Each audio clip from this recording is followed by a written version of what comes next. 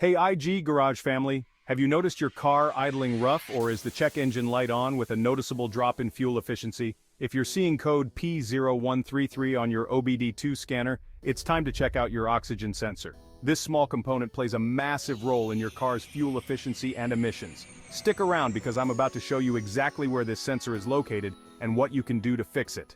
So, what exactly is code P0133? It stands for Oxygen Sensor Circuit Slow Response for Bank 1 Sensor 1. This means the ECM is detecting that the front oxygen sensor is responding too slowly, which can mess up the fuel-to-air ratio and impact your car's performance and emissions. Now let's get to the critical part. Where is this oxygen sensor located? For code P0133, we're looking at Bank 1 Sensor 1, which is the upstream sensor typically located near the exhaust manifold. This sensor measures oxygen levels in the exhaust gases before they reach the catalytic converter.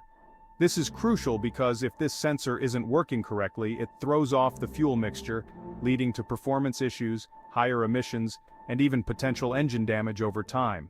A faulty upstream oxygen sensor can lead to a range of problems, from rough idling and poor fuel economy to the check engine light staying on. Causes of this issue might include a worn-out sensor, exhaust leaks, or wiring problems. To fix this, start by inspecting the sensor and its wiring. Check for any corrosion or loose connections.